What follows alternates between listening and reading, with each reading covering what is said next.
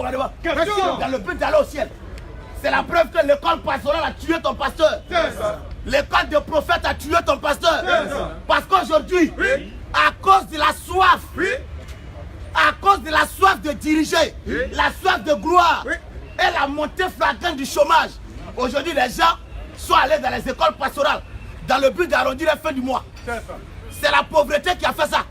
On comprend mon pasteur. Ils ont échoué à l'école. Les diplômes ne leur ont pas réussi. Les concours ne leur ont pas réussi. Alors qu'est-ce qu'il faut faire? Comme dans l'affaire de Dieu, maintenant on va à l'école des gens. Eux ils vont à l'école dans le but de sortir pasteur. Ils vont à l'école dans le but de sortir prophète.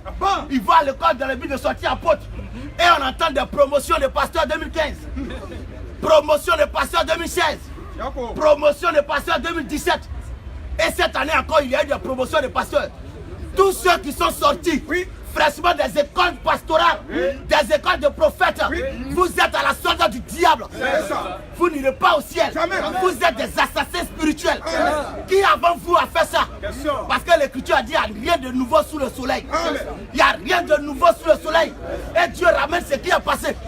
Avant toi là, quel prophète, quel pasteur qui allait dans une école pastorale? Qui l'a fait?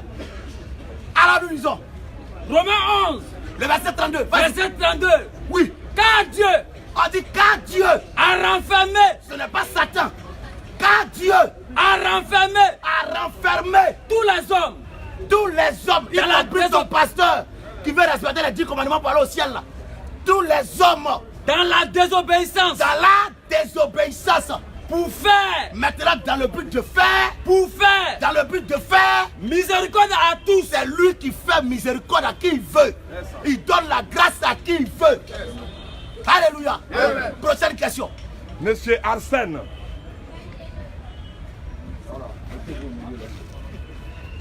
Merci et soyez bénis au nom de Jésus.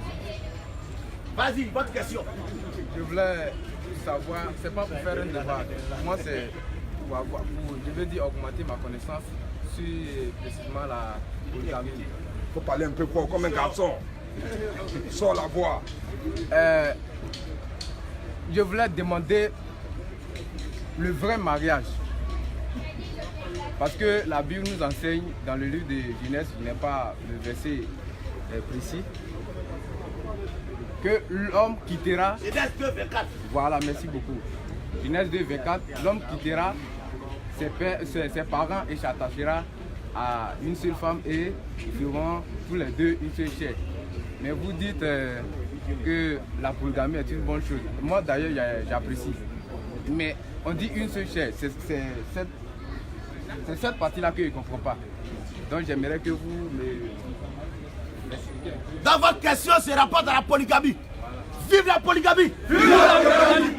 Vive la polygamie! Vive la polygamie! Un chrétien, je pèse mes mots. Un chrétien, même vous qui êtes là, qui voulez approfondir votre connaissance quant à la polygamie, même si vous avez 2 femmes, 3 femmes, cela ne nous intéresse pas. Parce que quand vous allez mourir, c'est l'enfer qui va vous accueillir à bras ouverts. Mais c'est pourquoi je dis, un chrétien qui a 2 femmes, qui a 3 femmes, qui a 4 femmes, qui a 5 femmes, il est béni éternellement de Dieu. Parce que la polygamie est une bonne chose. Aucun pasteur ne peut contredire ce que nous disons. Parce qu'il n'y a pas de fondement biblique pour eux. Alors que nous avons ces fondements bibliques. Et d'ailleurs, si Genèse 2, le verset 4, le monsieur, comme il ne connaît pas, il a menti dessus. On va relire ça pour lui. Genèse 2, 24. Oui. C'est pourquoi L'homme quittera son père et sa mère son père et sa mère et s'attachera à sa femme. Il n'a pas dit à une seule femme. Elle s'attachera à ça. Il n'a pas dit une seule femme. L'homme quittera son père et sa mère et s'attachera à sa femme. Voilà. C'est pourquoi je dis. Matthieu 19, le verset 11. Écoutez. Matthieu 19, 11. Comme sa femme te fatigue. Matthieu 19, le verset 11. Allons-y. Matthieu 19, 11. Qu'est-ce que cela nous dit? Il leur répondit. Jésus leur répondit. Tous ne comprennent pas cette parole. Mais tous ne comprennent pas sa femme. Mais seulement ceux à qui cela est donné. Tous ne comprennent pas cette parole. Mais seulement à qui? Cela est donné. C'est seulement à qui cela est donné. Ça veut dire que tous ne comprennent pas cette parole. Il y a un groupe qui va être scandalisé. Parce qu'on a dit ça. Et nous on dit la polygamie est une bonne chose. Vous savez, dans un premier temps, qui a écrit le livre de Genèse? C'est Moïse. Connaissez-vous la situation matrimoniale de Moïse dans son foyer? Question. C'est lui qui a écrit ça. L'homme quittera son père et sa mère et s'attachera à sa femme. Moïse l'a lu. Et il connaît bien ce verset plus que toi. Amen. Il connaît bien ce verset plus que ton pasteur. Amen. Mais malgré ça, Moïse a eu 3 femmes. Est-ce qu'il a désobéi à Dieu? Est-ce qu'il n'a pas compris ce verset? Ou bien tu es spirituel comme Moïse? Vous voyez, c'est ce qui fatigue ces pasteurs religieux. Ils sont perdus. Moïse a eu 3 femmes. J'en arrive là. Maintenant, comme c'est ça, ça là, je ne vais pas te répondre d'abord selon la Bible. Mais on va aller à l'école. On va aller à l'école pour te répondre. Quand on dit monte ton son, matassa, mettez notre, votre, leur, adjectif, possessif, identificatif. Parce que tout de suite, je t'ai vu avec ton tricot. Cela veut dire que tu as un seul tricot. Je te vois maintenant avec ton tricot. Cela revient à dire que tu as un seul tricot. Tu as vu maintenant? Tu aimerais ton prochain comme toi-même. Je suis qui pour toi? Je suis qui pour toi? Mais pourquoi tu m'aimes pas moi seul? Et lui? C'est ça. Lui il est qui? Dis tout. J'en arrive là. Et lui? Maintenant, une seule chair là. Une seule chair là. L'écriture va te dévoiler comment on est attaché selon la chair. Selon une seule chair là. On y va dans Corinthiens. 1 Corinthiens 6. Vas-y. 1 Corinthiens 6, 16. 1 Corinthiens 6, 16. Oui. Loin de là. Loin de là. Ne savez-vous pas? L'homme quittera son père et sa mère pour s'attacher à sa femme. Le sang de l'attaché. Quand on dit attaché à sa femme là, la Bible te donne maintenant la définition. Si tu penses que c'est avec une corde, on va t'attacher ta femme et toi, tu as mal compris. Ou bien on va aller à la mairie pour te mettre la corde au cou, selon ces hommes de ce monde. Abat l'africanisme, abat l'européanisme, abat la mondialisation. Il veut introduire ça dans la parole de Dieu. Jamais. On ne peut pas accepter ça. Parce que la parole de Dieu est au-dessus de toutes les sciences. On y va. Loin de là. Loin de là. Ne savez-vous pas Est-ce que monsieur, vous ne savez pas que celui qui s'attache à la prostituée, prostituée là, c'est femme de qui? Quelqu'un peut dire ma femme s'appelle prostituée. Dans cette foule, quelqu'un a le courage de dire que moi, ma femme, elle s'appelle prostituée. Mais quel est le travail de la prostituée? Quel est le travail de la prostituée? C'est celle qui vend son sexe au profit de l'argent à plusieurs hommes. Maintenant, ne savez-vous pas que celui qui s'attache à la prostituée, vous voyez l'écriture? Pour ne pas que ce soit pervers, puis tu as dit c'est un faux livre. Ce que j'ai dit, ne savez pas que celui qui baise la prostituée, ils allaient écrire ça. Mais c'est pour ne pas que toi, tu sois choqué. Alors c'est codé. Ne savez pas que celui qui s'attache à la prostituée est un seul corps avec elle. Pourquoi? Est un seul corps avec elle. Quand tu t'attaches à elle, tu as un seul corps avec elle. Maintenant, le passage qu'on a pris dans Genèse 2, 24 là, il va nous ramener là-bas. Car est-il dit? Car est-il dit dans Genèse 2, le verset 24? Les deux deviendront une seule chair. Donc c'est quand maintenant tu t'accroches à elle là. Pour dire une seule chair. Moi je prends Aya, c'est ma femme. Je sors avec elle, on est une seule. Je quitte Aya, je cours. Je m'avertis à toi, on est une seule chair. Vas-y.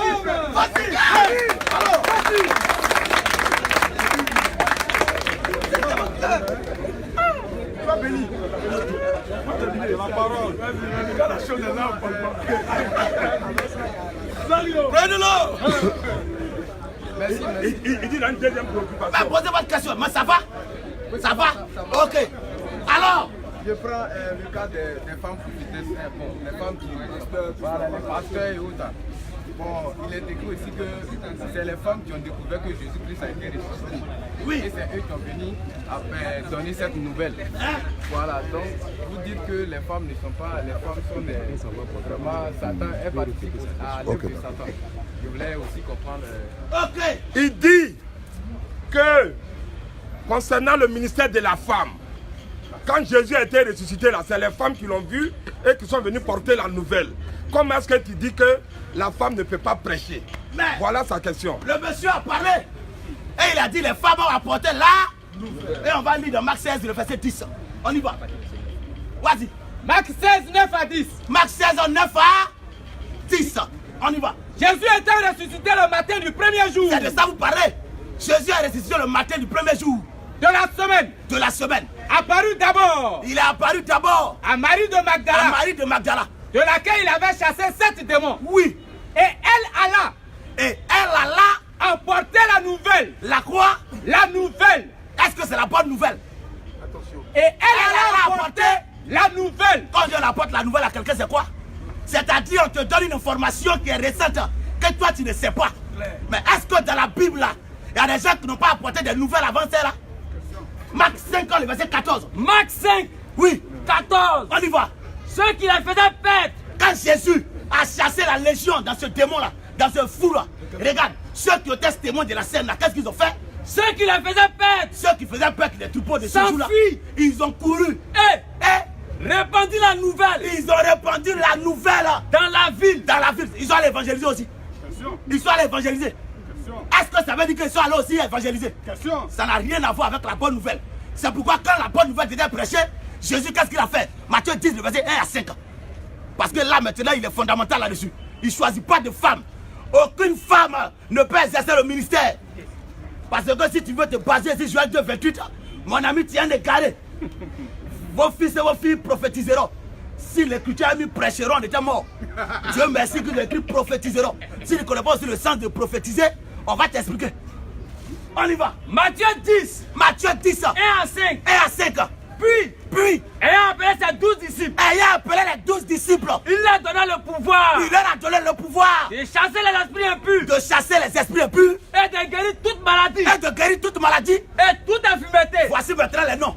Voici les noms des 12 apôtres. On va voir s'il y a une de tes mamans pasteurs là-dedans. Le Alors premier, qu'elles étaient là, la mère de Jésus était là. Le mari de Magdala, même dont tu parles, était là.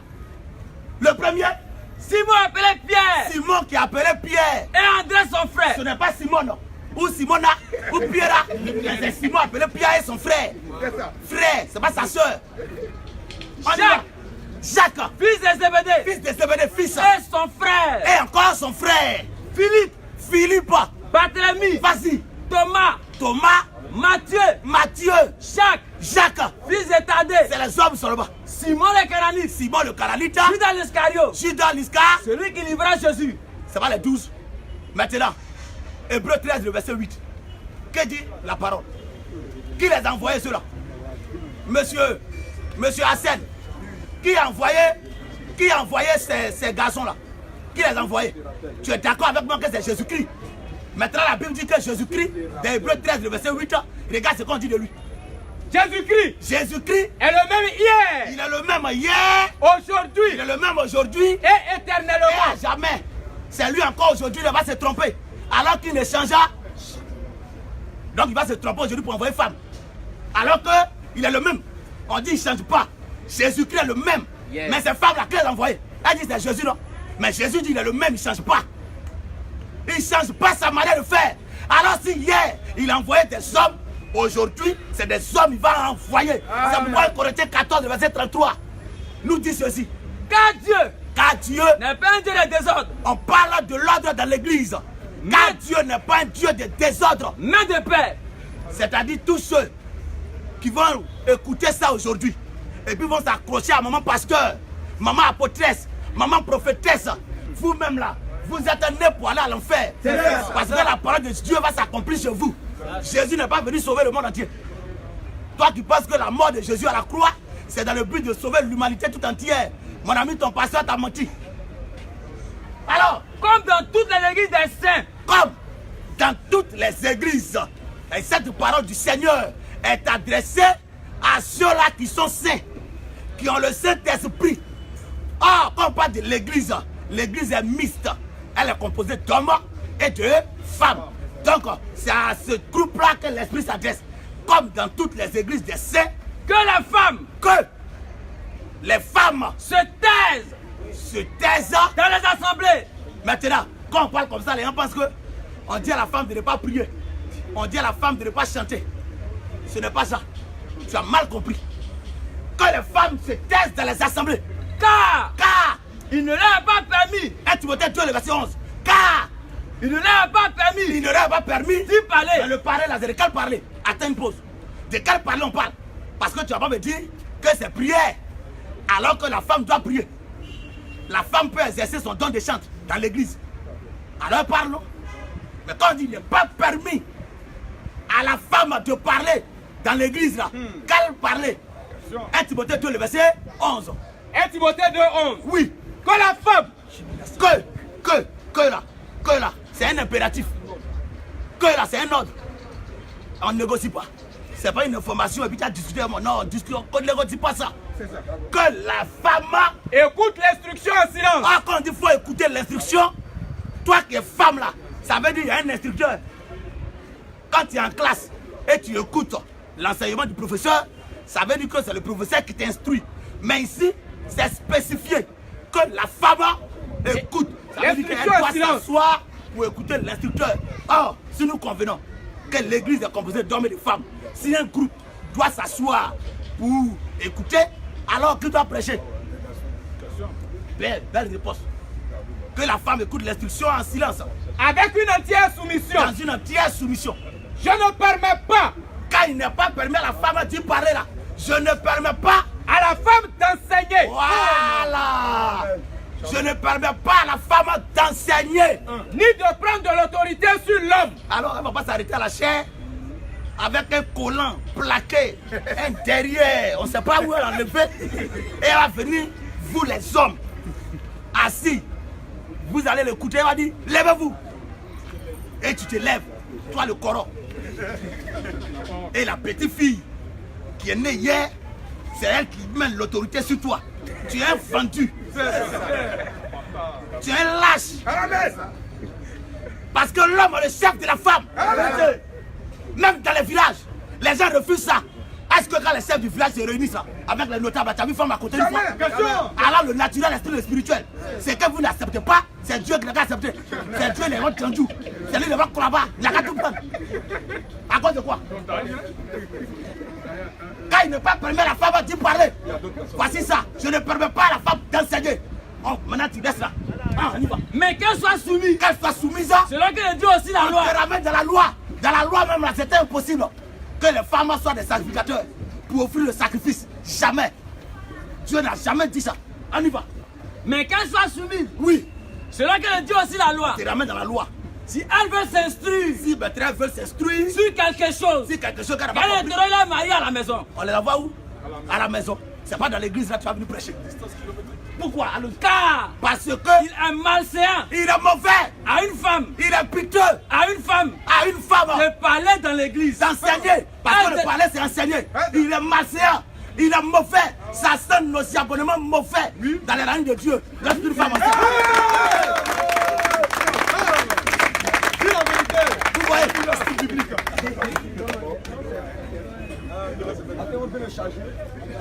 D'accord. Or, la Bible, maintenant, je vous pose la question. Je ne parle plus de l'enseignement. Voilà. Est-ce qu'il n'est pas bon à la femme de dire à son frère, il faut accepter Jésus-Christ? Dans les rues? Bon, pas dans les rues. À la peine de te parler de Jésus, tu es à la maison, tu parles à ta famille, tu es sauvé. Ça, là, c'est pas un ministère. Le ministère baptise. C'est pourquoi quand Jean-Baptiste, il prêchait la bonne nouvelle, il baptisait. Quand Jean-Baptiste, là, il prêchait, il baptisait. Jésus est rentré en scène. La Bible, il ne baptisait pas lui-même. Mais les apôtres baptisaient. Les apôtres encore, quand ils prêchent et que les gens croient, ils baptisent. Mais quelle femme qui a fait ça? Dans la Bible, là, quelle femme qui a fait ça? Il n'y a pas une femme qui l'a fait. Alors la femme est disqualifiée. Une femme qui le fait comprendre aujourd'hui qu'elle est une sorcière. Il ne faut plus la suivre. Crois maintenant, c'est que nous on prêche.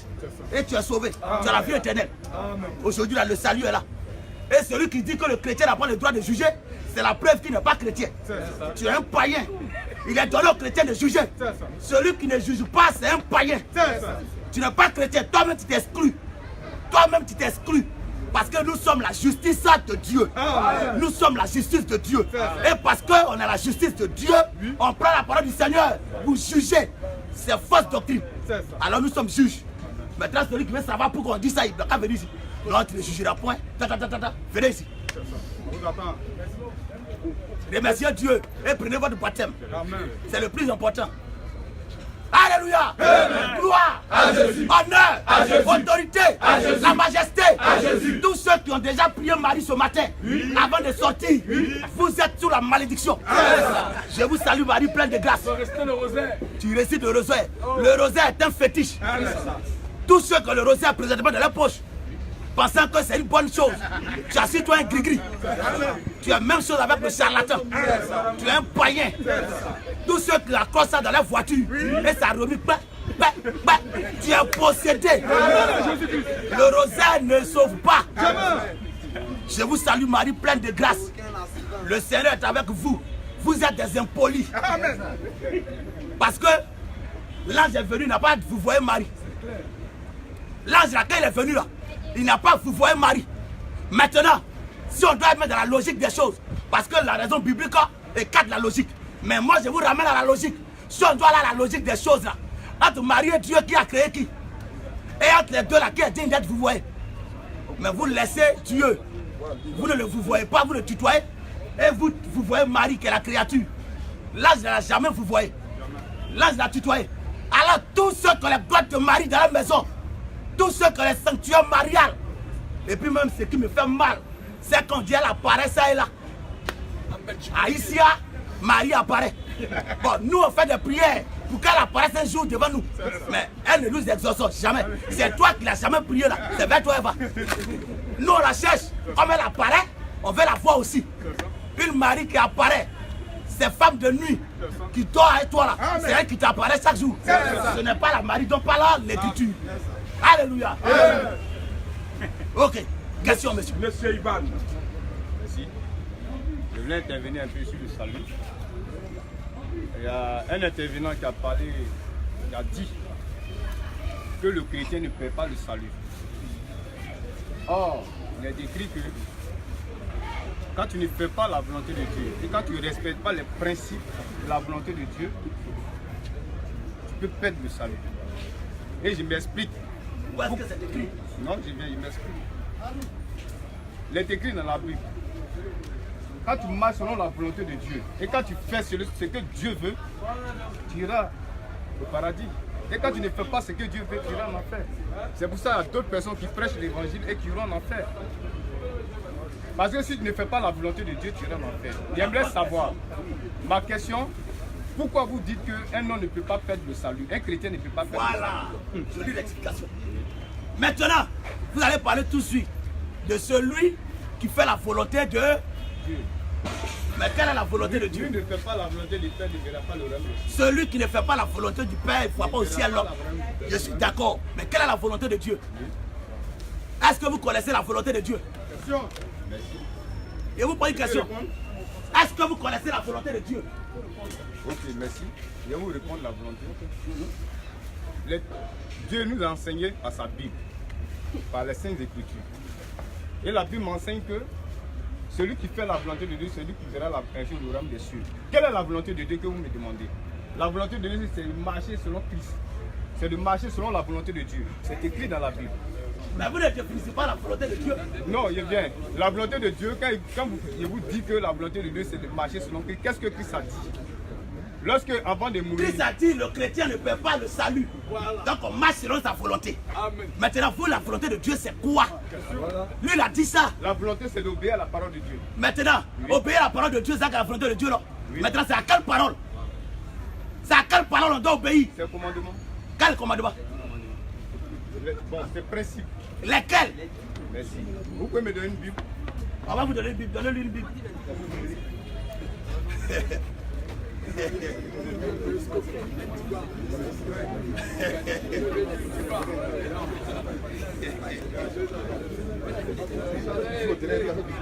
Alléluia. À part la papologie, à part la mariologie, la papocratie, ce sont des démons qui vous enseignent dans vos églises. Un prêtre qui ne se marie pas et qui se fait appeler évêque du Seigneur. Tu n'es pas évêque du Seigneur. Tu es un évêque de Satan. Sinon les évêques du Seigneur, ils se marient. Et ils ont l'obligation de le faire. Parce que c'est un ordre, un commandement du Seigneur. Et ils marchent selon la volonté que ce monsieur cherche depuis. Et qui ne tue pas du Seigneur. On y va. Je réponds Vous avez trouvé la volonté de Dieu? Non, il me répond de la Bible. Bon, je vous réponds. Quand vous ne trouvez pas, on va vous répondre selon la Bible. On y va. Dis-moi un peu. Jean. Jean 6, Oui. verset 28. Jésus-Christ même répond. Il lui dit, Jean 6 encore verset 28, c'est ça? Vas-y. Il lui dit, Jean 6, 40. Je attrape ça aussi. Il lui dit, Que devons-nous faire que devons-nous faire pour faire les œuvres de Dieu? C'est pas ce que vous dites là. Qu'est-ce qu'on doit faire pour faire les œuvres de Dieu, pour aller au ciel? Jésus. En d'autres termes, qu'est-ce qu'on doit faire pour être sauvé? Mais monsieur, regardez ici. Non, il cherche. Nous, on a tellement montré la volonté du Père. Et il pose question. Quelle est la volonté du Père qu'on doit faire? Reprends la lecture. Il lui dit, et il lui dit, Que devons-nous faire que devons-nous faire? pour faire les œuvres de Dieu? En d'autres termes, pour faire la volonté de Dieu. Pour faire la volonté de Dieu, là, on doit faire quoi?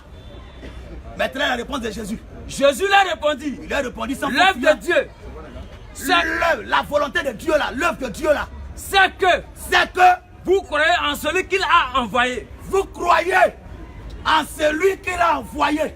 Or, Jean 3, le verset 34 nous dit ceci. Car celui que Dieu il a envoyé, il dit les paroles de Dieu. Or, dans la parole de Dieu, le chrétien ne perd pas le salut.